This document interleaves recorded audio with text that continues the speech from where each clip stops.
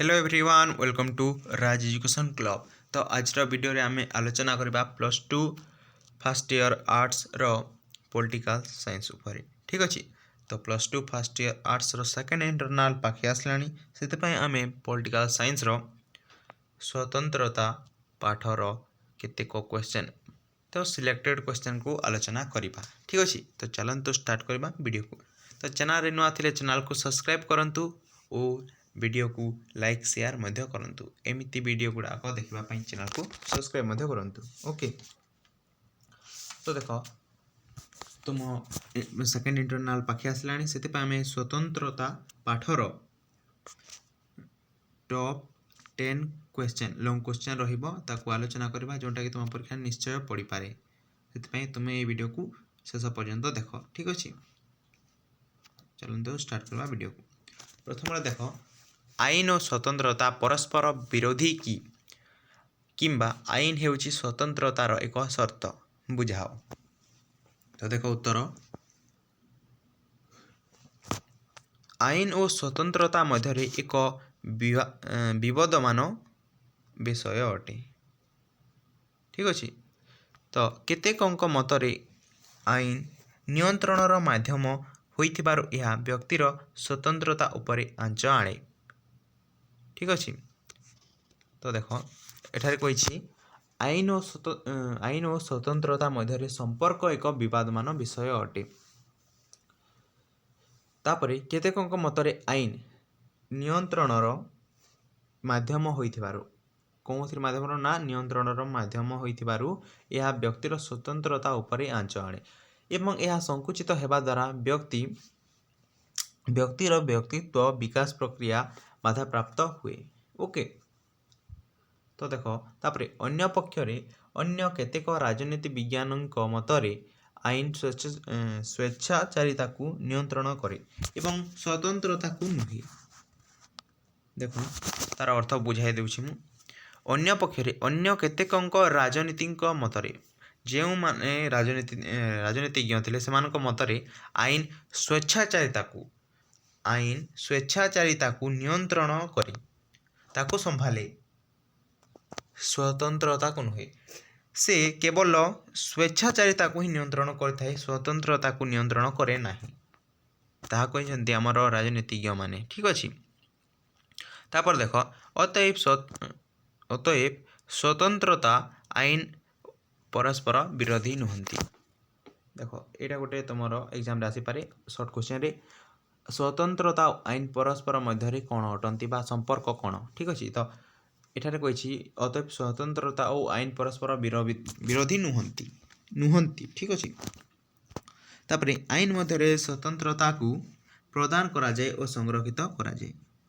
तापरे स्वतंत्रता एक लाइसेंस बा स्वेच्छामूलक अधिकार नास्ति सूचक। देख स्वतंत्रता एक लाइसेंस बा स्वेच्छामूलक अधिकार किंबा नास्ति सूचक प्रकृति संपन्न नुहे बोली आईन जुक्तियुक्त मानवीय नियंत्रण माध्यम प्रतिपादन करा जाए। निरंकुश स्वतंत्रता प्रकृत स्वतंत्रतार अनुपस्थिति को सूचित कराए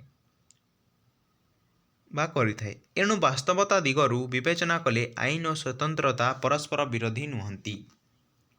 भिन्न भिन्न राजनैतिक परिवेश रे आईन और स्वतंत्रता संपर्क भिन्न भिन्न किंतु जनमंगल और गणतांत्रिक राष्ट्र रे ए दुहे परस्पर सहायक अटंती।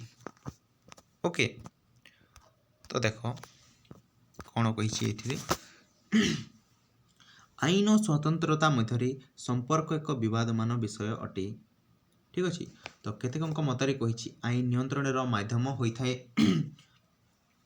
यह व्यक्तिर स्वतंत्रता उपरे आंच आणे एवं यह संकुचित हेबा द्वारा व्यक्तिर व्यक्तित्व विकास प्रक्रिया बाधा प्राप्त हुए। ठीक अच्छे। तापरे एटा तो मेन पॉइंट रहिला। तापरे शेष रे कही एणु वास्तवता दिगरु विवेचना कले आईन और स्वतंत्रता परस्पर विरोधी नुहंती। भिन्न भिन्न राजनैतिक परिवेश रे आईन और स्वतंत्रता संपर्क भिन्न भिन्न किंतु जनमंगल गणतांत्रिक राष्ट्र रे देख यहाँ मेन पॉइंट जनमंगलकारी गणतांत्रिक राष्ट्र रे ए दुहे परस्पर सहायक अटंती कौन कौन ना आईन और स्वतंत्रता ठीक अच्छे। तो प्रश्न नंबर 1 रो आंसर कंप्लीट कले एबे 2 नंबर को जीवा।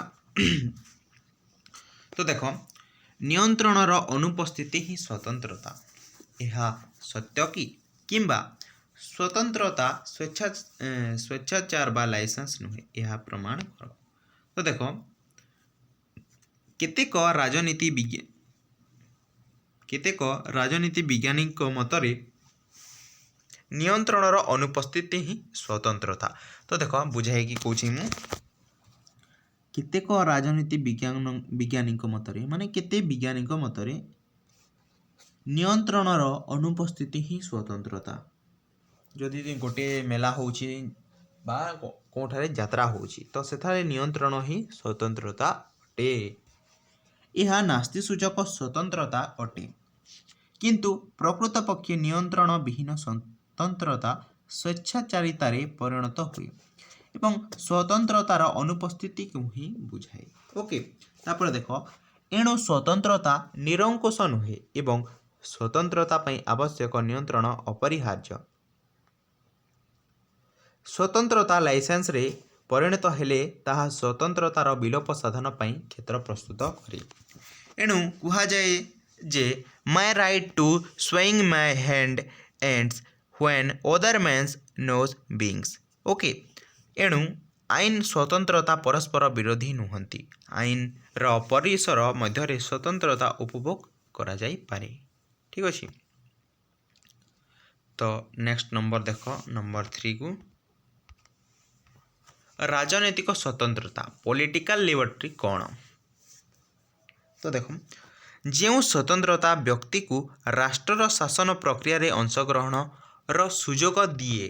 देख आउ थरे जो स्वतंत्रता व्यक्ति को राष्ट्र शासन प्रक्रिया रे अंशग्रहण रो सुजोग दिए ताहाकू राजनैतिक स्वतंत्रता कहा जाए बा पॉलिटिकल लिबर्टी कहा जाए। बुझिल तार डेफिनेशन प्रथमे लिखिदेव तुम्हें तार डेफिनेशन आउ थरे देख जो स्वतंत्रता व्यक्ति को राष्ट्र शासन प्रक्रिया रे अंशग्रहण करिवार बा अंशग्रहणर सुजोग दिए ताहाकू राजनीतिक स्वतंत्रता कहा जाए। तापरे भोटदानर अधिकार निर्वाचन रे अंशग्रहणर अधिकार सरकारी पदवी ग्रहणर अधिकार सरकार को समालोचना करिवार अधिकार आदि माध्यम रे राजनैतिक स्वतंत्रता प्रदान करा जाय थाए ठीक अच्छे।